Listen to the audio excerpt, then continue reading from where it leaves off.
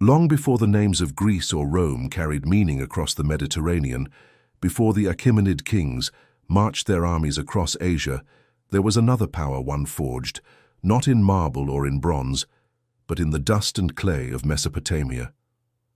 At the bend of the Tigris River, where the waters gave life to fertile lands and trade routes converged like veins feeding the body of the ancient world, a settlement took root. It was not yet an empire. It was not yet even a kingdom.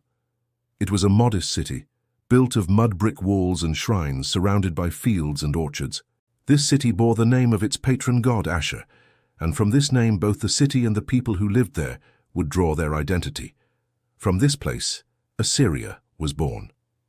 In the 3rd millennium BCE, Asher was a small dot in a world dominated by the great powers of southern Mesopotamia.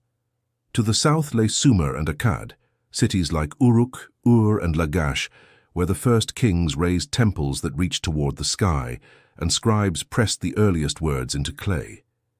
Assyria was their northern neighbor, close enough to feel their influence, yet distant enough to cultivate its own path. The Tigris River gave the city a lifeline, both as a source of irrigation for crops and as a highway for merchants who steered their boats loaded with grain, wool, and tin.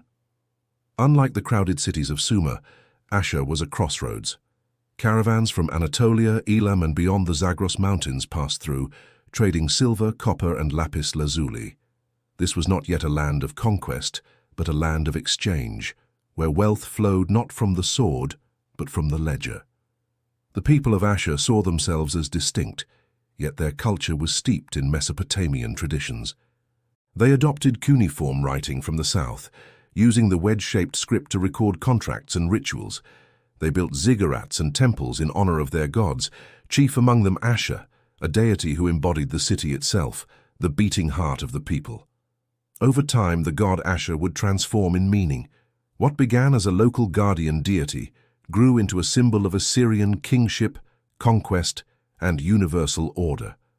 But in these early centuries, he was the protector of a city that lived in the shadow of its more powerful neighbors. The Akkadian Empire under Sargon the Great and his descendants cast a long shadow over Asher. For a time, the city was drawn into the orbit of Akkad's power, supplying tribute and resources to a distant imperial court. Yet empires rise and empires fall, and when Akkad collapsed under the weight of invasions and drought, Asher endured.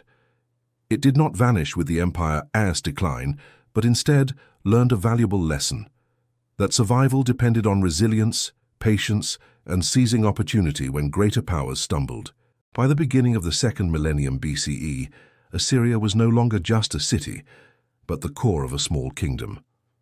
Kings emerged whose names we remember only faintly from fragmentary inscriptions, but they laid the foundation for something greater. Unlike the sprawling, often chaotic cities of the south, Assyria's strength was its position as a hub of trade. Merchants from Asher established colonies far into Anatolia, the most famous of which was Kanesh, where thousands of clay tablets have been discovered in the ruins of merchants' homes. These tablets preserve contracts, letters, and records of trade stretching across hundreds of miles. From them, we glimpse a network of caravans carrying textiles, tin, and precious metals, binding distant lands to Asher's fortunes. In these records, the merchants are not faceless traders, but individuals with ambitions, families, and rivalries. They speak of debts owed, of disputes over caravan security, of the risks of bandits and harsh winters in the mountains. They were the lifeblood of Assyria's early expansion, bringing wealth into the city, strengthening its political power, and establishing connections that would prove vital when Assyria later turned toward conquest.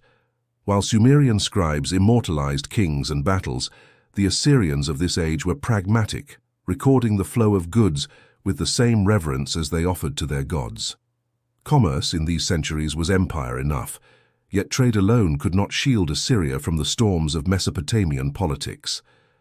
To the south, Babylon began to rise under ambitious kings, most famously Hammurabi, who forged a powerful state in the 18th century BCE. Babylonian armies marched north, and Asher was drawn once more into the orbit of a greater power. For a time, Assyria bowed to Babylon, and the kings of Asher paid homage to Hammurabi. This was not a conquest that destroyed the city, but it reminded the Assyrians of their precarious place in a world of shifting empires. They had seen Akkad rise and fall, and now they witnessed Babylon's ascent. Their survival required not only strength, but patience. Religion was central to their endurance. The cult of Ashur became a unifying force, distinct from the pantheon of southern Mesopotamia. While the Babylonians revered Marduk as the supreme god, the Assyrians came to see Ashur as their divine commander. Unlike other deities, Ashur was not imagined as residing in distant heavens or cosmic seas. He was embodied in the city itself, in its temple and its people. This fusion of deity and homeland gave Assyrians a unique identity. To fight for Ashur was to fight for Assyria. To expand the realm of Assyria was to expand the dominion of their god. Even in these early centuries, the seeds of an imperial ideology were being sown.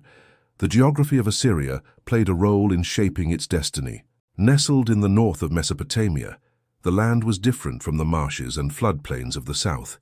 It was hillier, with harsher winters and a shorter growing season. The soil was fertile, but the climate demanded resilience.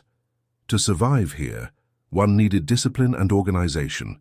These qualities came to define the Assyrians, not the easy abundance of the south, but a harder, sterner life that forged a people ready for both trade and war. The rugged terrain also placed Assyria closer to the mountains of Anatolia and the Iranian plateau, exposing it to peoples and influences beyond the Mesopotamian core. This contact would broaden their horizons, sharpening them into a people not content with isolation. By the 17th century BCE, Assyria's kings were asserting greater independence. They styled themselves not merely as governors of a city, but as rulers chosen by Ashur to guide his people. In inscriptions, we begin to see the blending of political and divine authority that would later characterize the great Assyrian kings. Their legitimacy rested not only on their control of trade or their military strength, but on their role as intermediaries between their god and their people. This sacred kingship would become the cornerstone of Assyrian imperial ideology, one that justified conquest as a divine mission rather than mere ambition. Still, these early centuries were fragile. Assyria's fortunes rose and fell with the tides of larger powers. For a time, they were pressed by the Kassites of Babylon, who dominated the south after Hammurabi's dynasty waned. Later, the Mitanni kingdom to the west emerged as a formidable rival, exerting control over northern Mesopotamia. Assyria often found itself squeezed between stronger neighbors, forced into uneasy alliances or temporary submission. Yet each time, the city endured. Each time, Ashur's name survived while others faded. The survival of Assyria through these centuries was not an accident. It was the product of adaptability, shifting from trade to tribute, from independence to vassalage, and back again, depending on the circumstances. The Assyrians were patient, watching as kingdoms flared brightly and then extinguished themselves. They learned from the failures of Akkad, Babylon, and Mitanni, waiting for the moment when fortune would allow them to seize their own destiny. That moment had not yet come, but the foundations were being laid brick by brick, caravan by caravan, tablet by tablet. By the close of the second millennium's first half, Assyria was no longer just a participant in Mesopotamian politics. It was becoming a contender. The kings of Ashur had begun to raise armies, to fortify their cities, and to test their strength against their neighbors. The god Ashur was no longer simply the guardian of a city, but the divine commander of an ambitious people. And though they did not yet know it, the Assyrians were preparing to write themselves into history, not as traders or vassals, but as conquerors. What began as a modest city on the Tigris, nourished by trade and protected by resilience, was evolving into something far more formidable. The lessons of survival were now turning into the tools of domination. The merchants who once counted goods in clay tablets had given way to kings who counted armies. The Assyrians had endured the rise and fall of others, and in their endurance, they discovered the truth that would shape their destiny. Empires may be fleeting, but those who wait, watch, and strike at the right moment can claim the power of gods. And so the stage was set. Out of the shadow of Sumer, Akkad, Babylon, and Mitanni, a new power was awakening.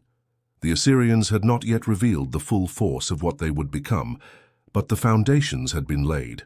In the centuries to come, this once humble city of Ashur would transform into the beating heart of an empire that spanned continents, an empire that would terrify its enemies and awe its successors. The rise had only just begun.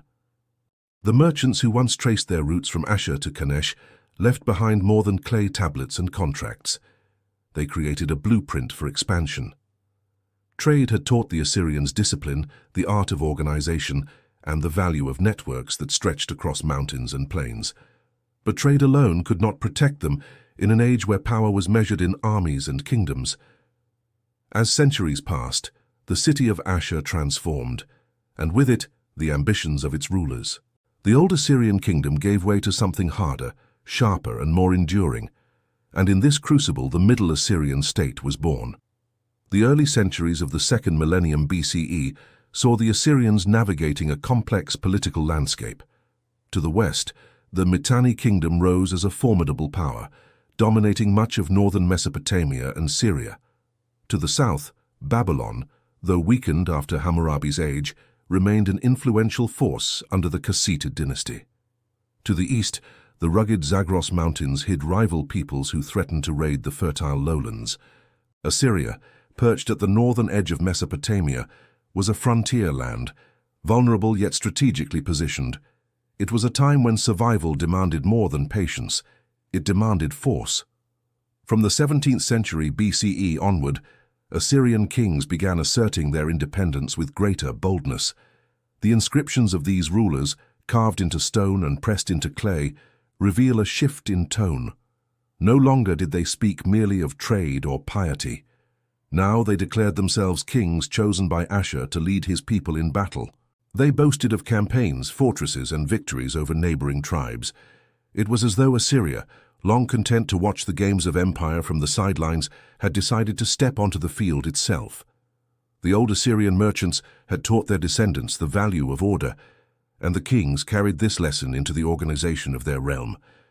Assyrian administration began to grow more sophisticated, with officials appointed to oversee provinces and collect tribute.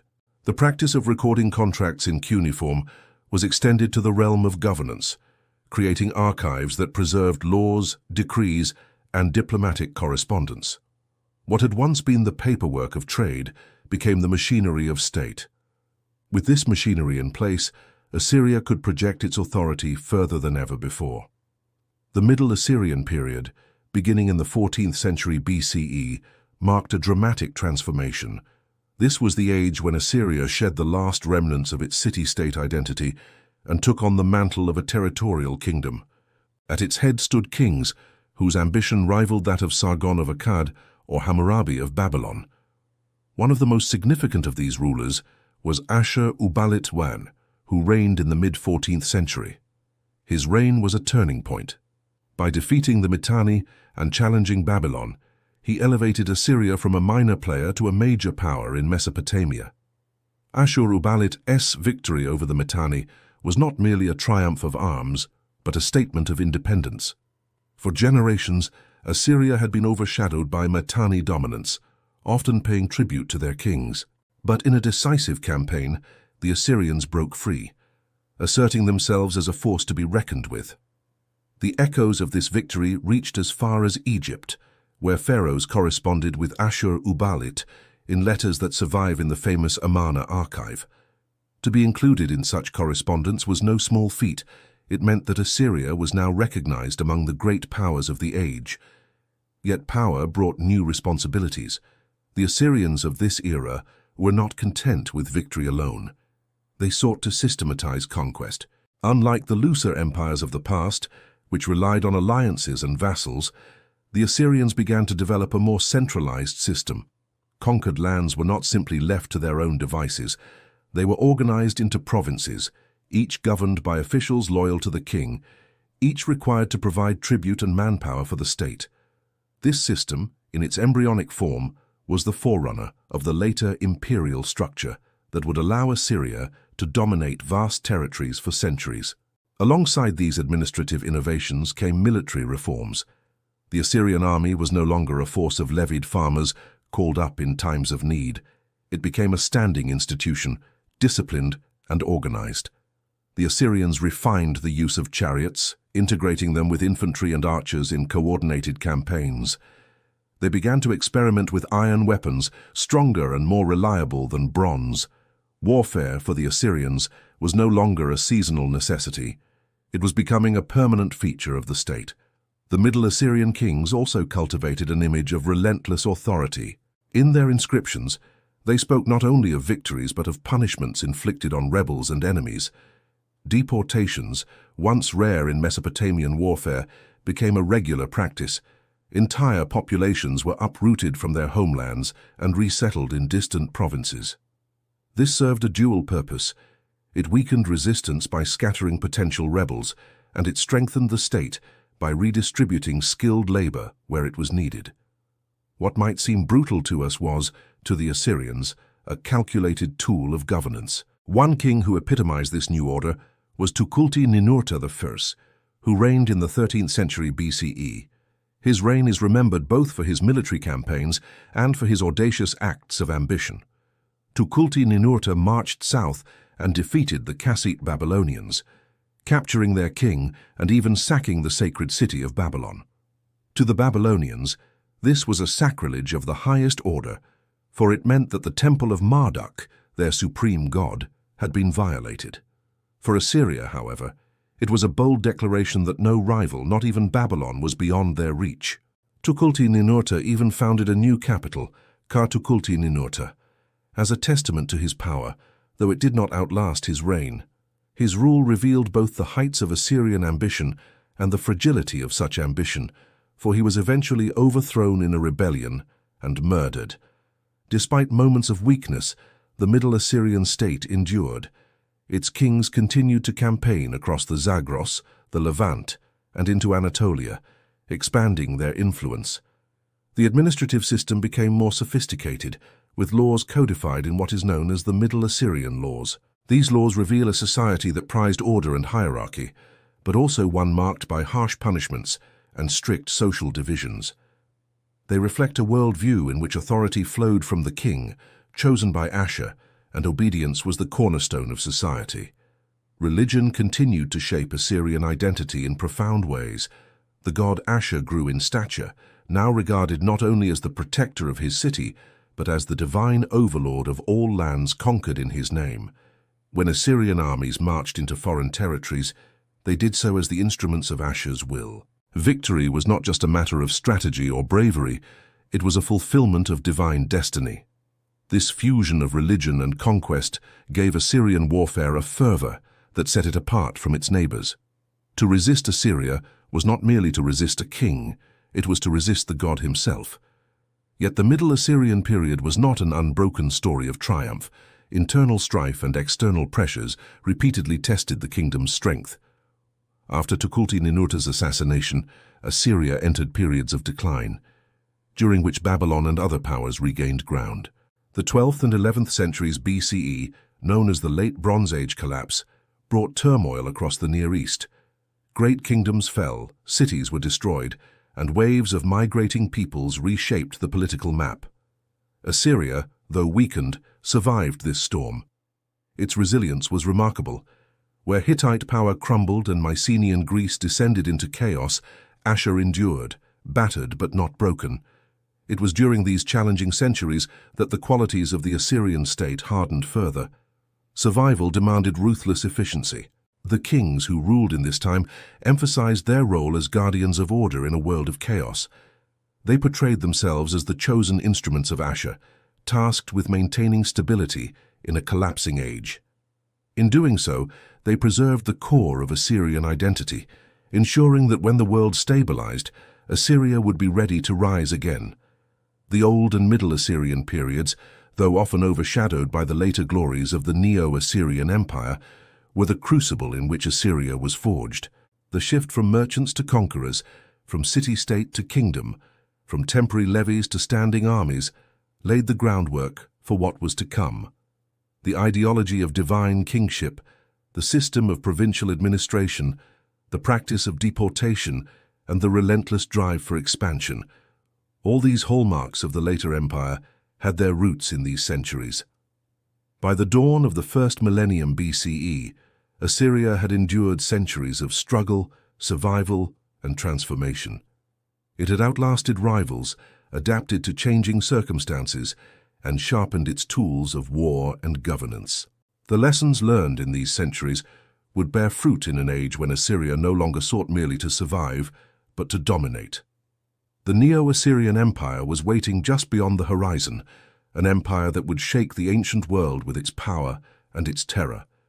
But to understand its rise, we must remember these earlier centuries, when Assyria, against all odds, carved out its identity and prepared to seize the mantle of the world's first superpower. By the dawn of the first millennium BCE, Assyria was no longer a vulnerable frontier kingdom. It had endured centuries of struggle against the Mitanni, the Kassites, and the chaos of the late Bronze Age collapse. It had survived the storms that swept away the Hittites and fractured the Mycenaeans. Out of that crucible, it emerged leaner, stronger, and more determined than ever. Now, the stage was set for Assyria not merely to endure, but to dominate. What followed was the rise of the Neo-Assyrian Empire, a force so powerful, so ruthless, and so far-reaching that it became the model of empire for centuries to come. The story of this empire begins in the 9th century BCE with kings who reshaped Assyria from a regional power into the world's first superpower. Among them was Ashurnasirpal II, who ascended the throne in 883 BCE. His reign marked a new era of expansion and terror. From his capital at Kalhu, known today as Nimrud, he launched campaign after campaign into the surrounding lands. His armies marched into the mountains of Anatolia, the plains of Syria, and the valleys of the Levant. They fought not only to win territory but to instill fear. The Assyrians understood that power rested as much on reputation as on force, and Ashurnasirpal wielded terror as a weapon. In his inscriptions he boasted of flaying rebels alive, of impaling captives, of stacking severed heads into pyramids at city gates. Whether these accounts were exaggerated or not, their purpose was clear: to terrify enemies into submission before the battle even began. But Ashurnasirpal was more than a butcher. He was a builder.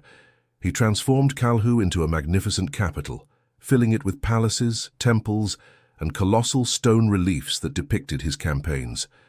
He staged a great inaugural feast for the city, inviting tens of thousands of guests from across the empire. The message was unmistakable. Assyria was no longer a kingdom of merchants or a regional power struggling for survival. It was an empire, and its kings would be remembered as conquerors ordained by Ashur. The momentum Ashurnasirpal created carried forward into the reigns of his successors. His son Shalmaneser III continued the campaigns, extending Assyrian power deeper into the Levant.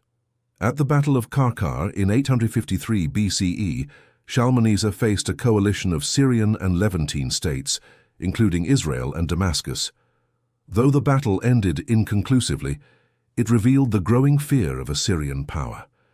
The fact that so many states banded together was itself a testament to how threatening Assyria had become. Year after year, Shalmaneser marched west, extracting tribute, besieging cities, and wearing down his enemies through relentless pressure. Yet even Assyria could not grow unchecked forever. Periods of internal strife and rebellion slowed expansion, and for a time the empire wavered. But in the 8th century BCE, Assyria found a leader whose ambition and reforms propelled it to new heights, Tiglath-Pileser III. His reign, beginning in 745 BCE, marked the true transformation of Assyria into the world's first great superpower. Tiglath-Pileser understood that conquest required more than terror and brute force. It required organization. He restructured the empire, replacing the loose system of vassal states with a centralized provincial system. Conquered territories were no longer left under local kings who might rebel. Instead, Assyrian governors ruled directly in the king's name, collecting taxes, enforcing laws, and providing troops. This was empire by design, not by accident. It allowed Assyria to control vast territories with efficiency, reducing the risk of uprisings and ensuring a steady flow of resources to the heartland. He also reformed the military. No longer would the army be a seasonal force of farmers called up for campaigns. Tiglath-Pileser created a professional standing army, supplied by provinces across the empire. This army was a machine, drilled, disciplined, and equipped with the best weapons of the age. Iron swords, spears, and armor gave Assyrian soldiers an edge over their bronze-armed rivals. Siege warfare became an art, with engineers building battering rams, towers, and sappers to undermine walls. Cavalry, once a minor force, was expanded, giving Assyria speed and flexibility on the battlefield. In every way, Tiglath-Pileser turned Assyria into a war state, a society organized around conquest. His campaigns reshaped the map of the Near East. He subdued the Arameans, brought Damascus under his control, and extended Assyrian power into Israel, Phoenicia, and even as far as the borders of Egypt. Cities that resisted were destroyed. Those that surrendered paid tribute and lived under Assyrian rule. The deportation policy, already present in the Middle Assyrian period, was now perfected. Entire populations were uprooted and resettled, breaking their ties to their homeland and making rebellion less likely.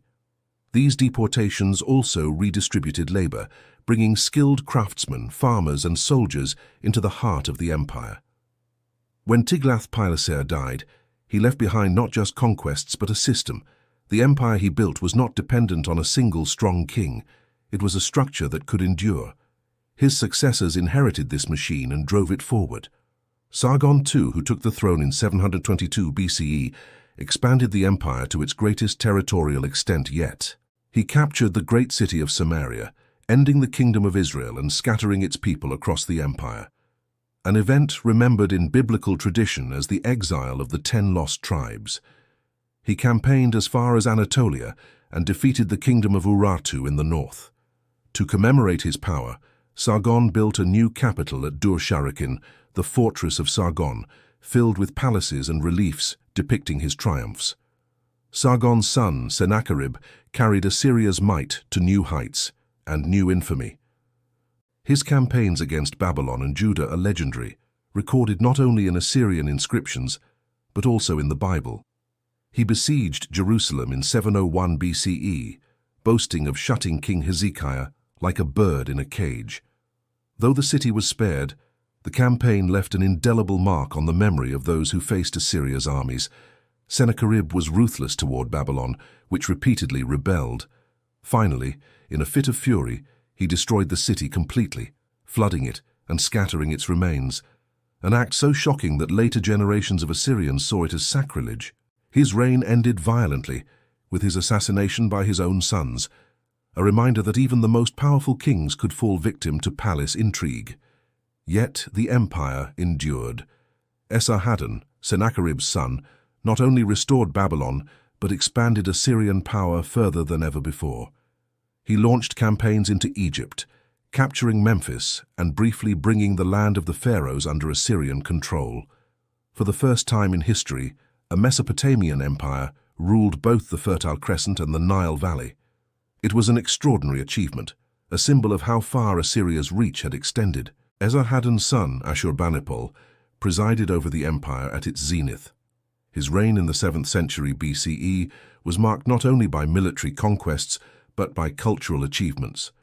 Ashurbanipal was a warrior king, but he was also a scholar. He collected texts from across Mesopotamia, amassing a library at Nineveh that contained thousands of clay tablets. These works included myths, epics, medical texts, astronomical observations, and legal codes.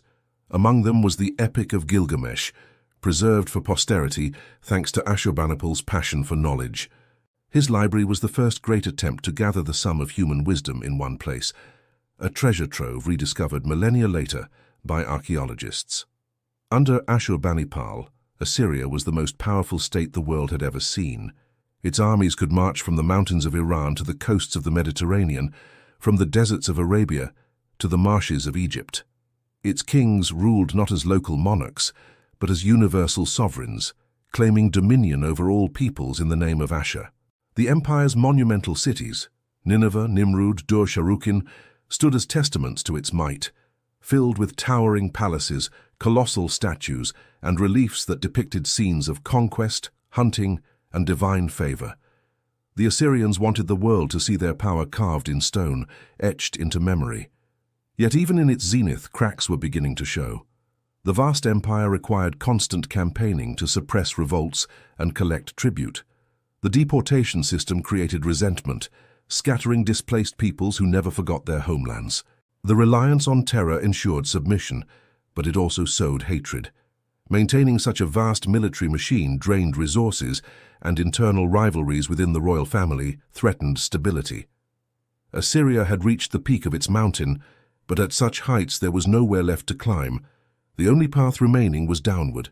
At its height, the Assyrian Empire seemed invincible. Its armies stretched from the mountains of Urartu to the deserts of Arabia, from the coast of the Mediterranean to the valley of the Nile. Its kings sat in palaces lined with alabaster reliefs that told of conquests and hunts, their thrones flanked by colossal winged bulls that symbolized strength and vigilance.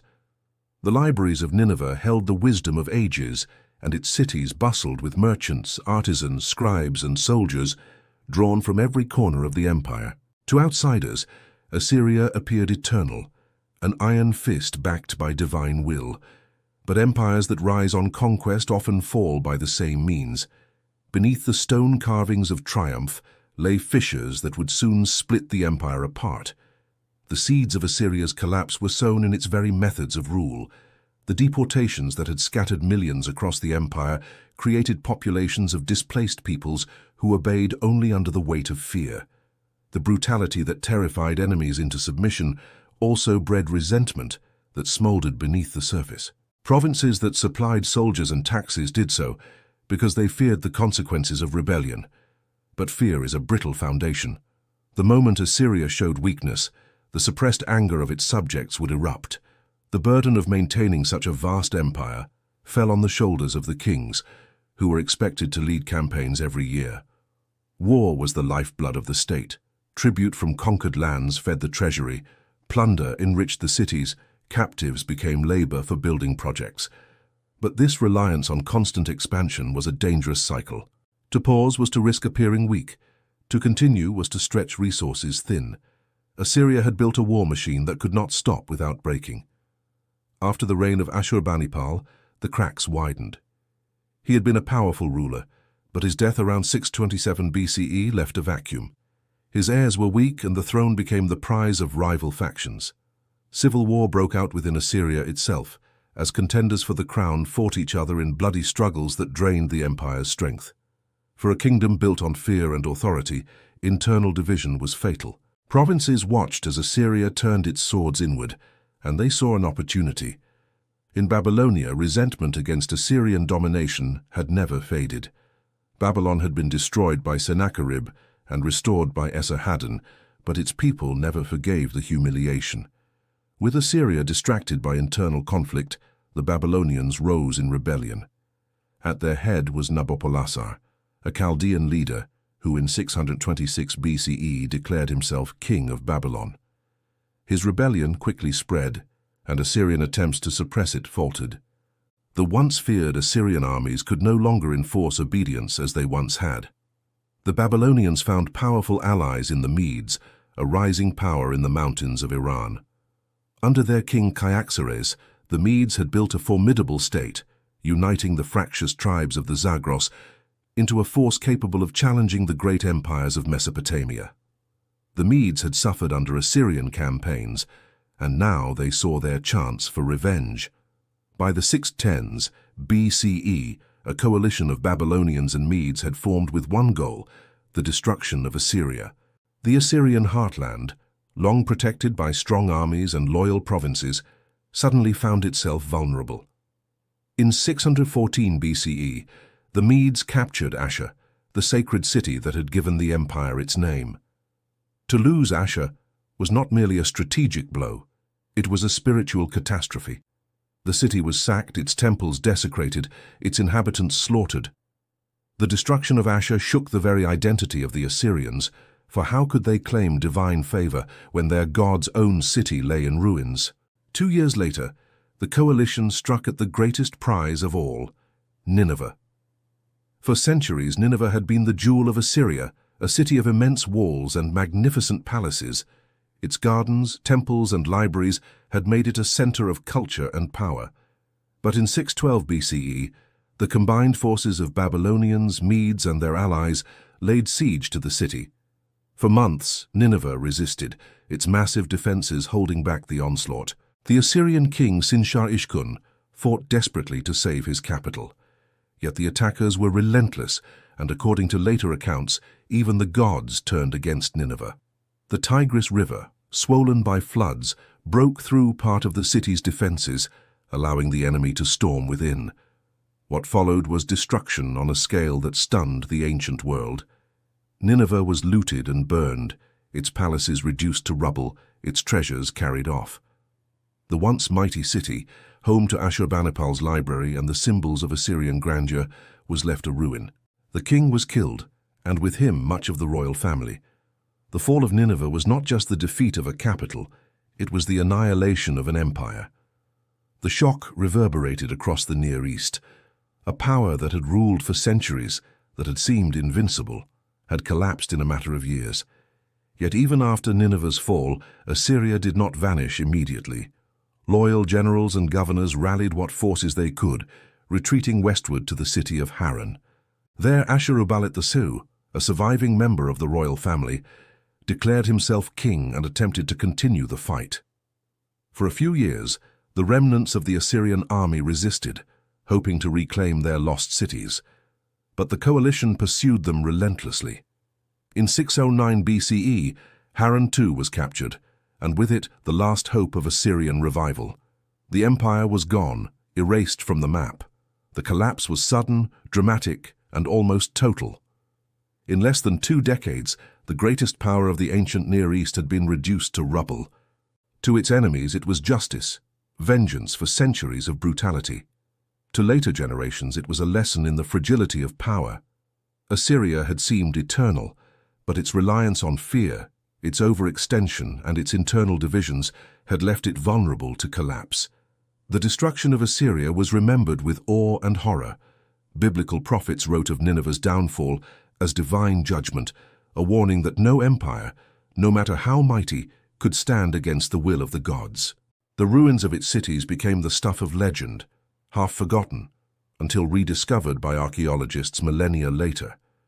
To those who lived in the 7th century BCE, however, the fall of Assyria was a real and immediate upheaval, reshaping the political map of the Near East.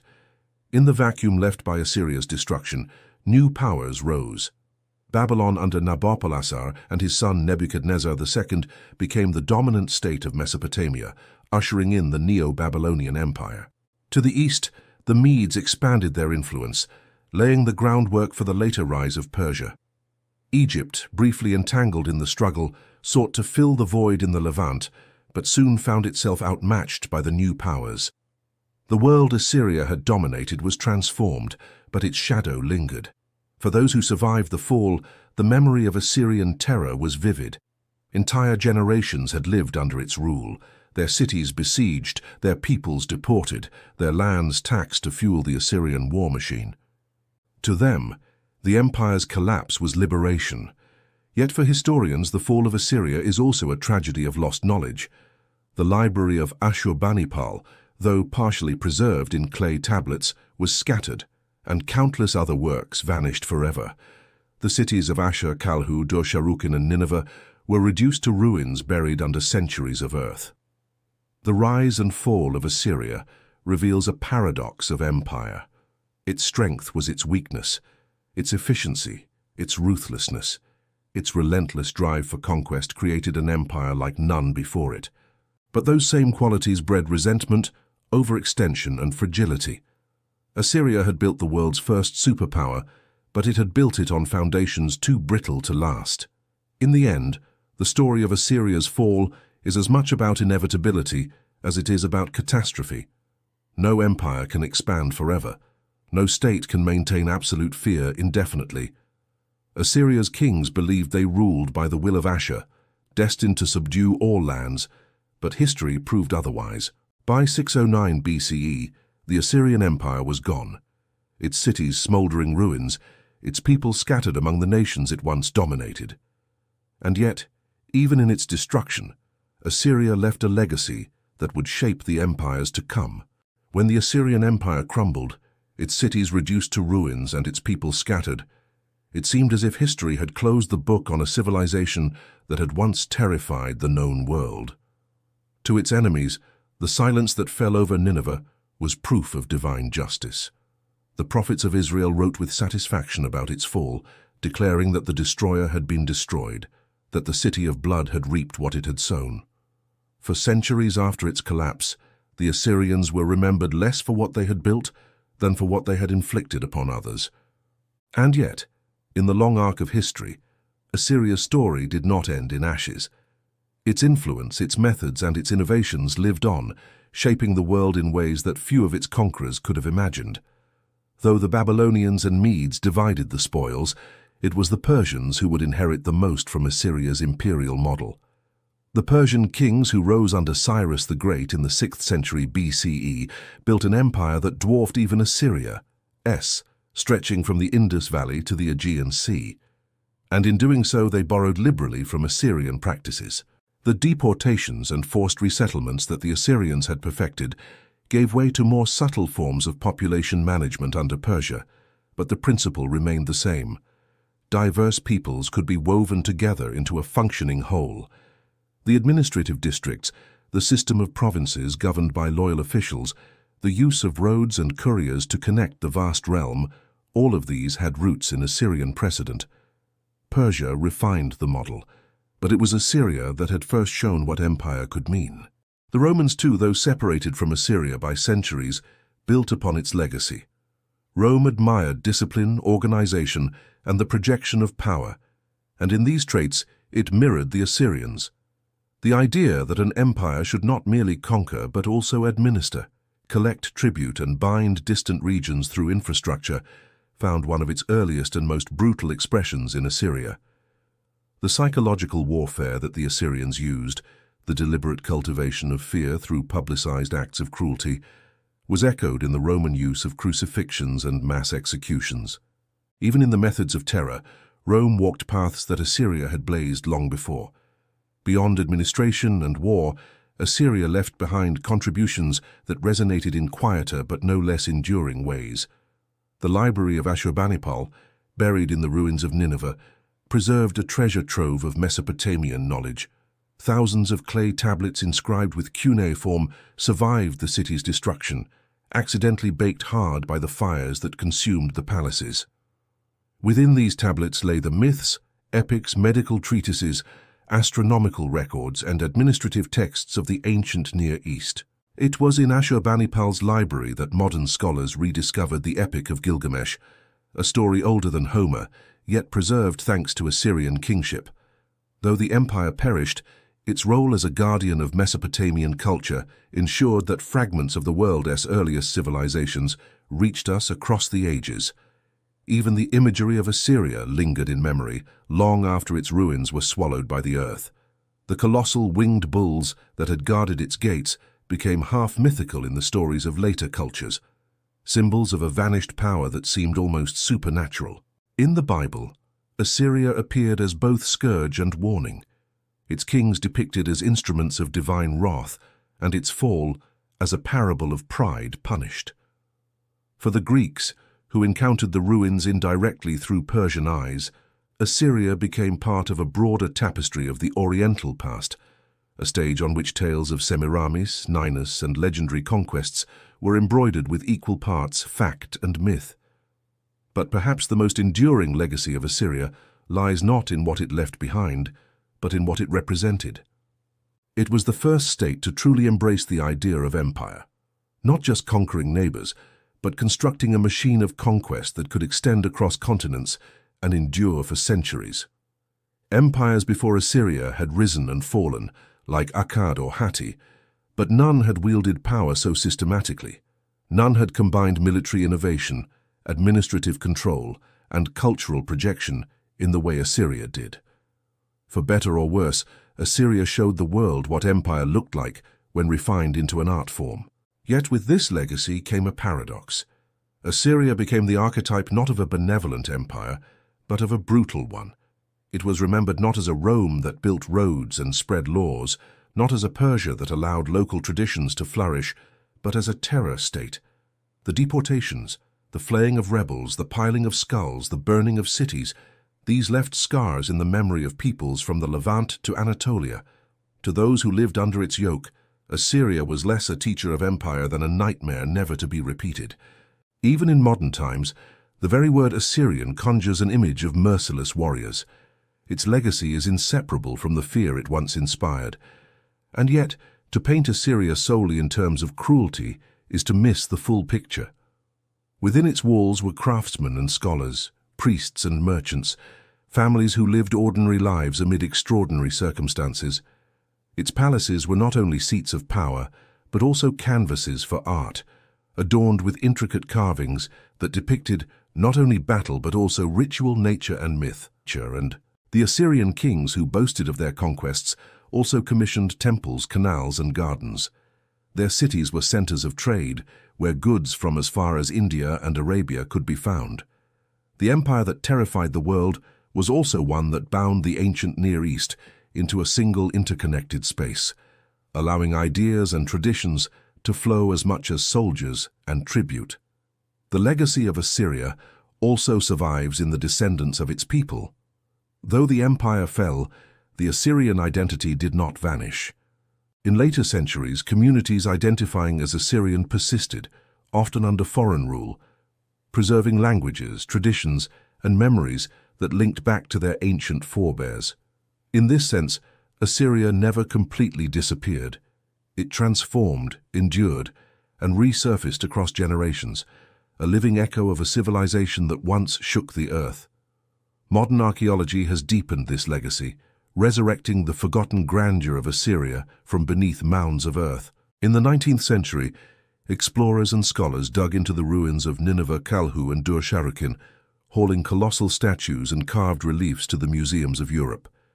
For the first time in over 2 millennia, the winged bulls stood again before human eyes.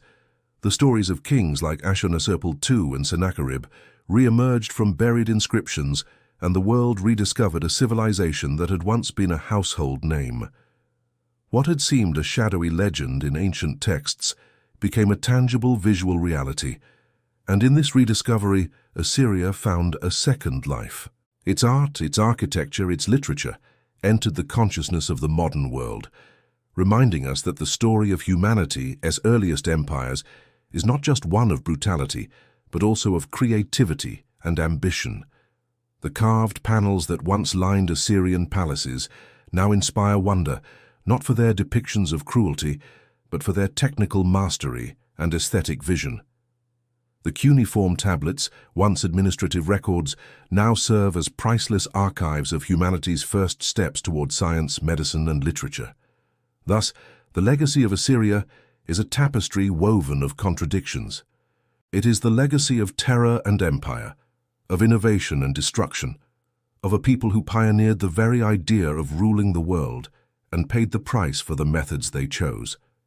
It influenced Persia and Rome, haunted Israel and Babylon, and still echoes in the identities of those who claim descent from its ancient heartland.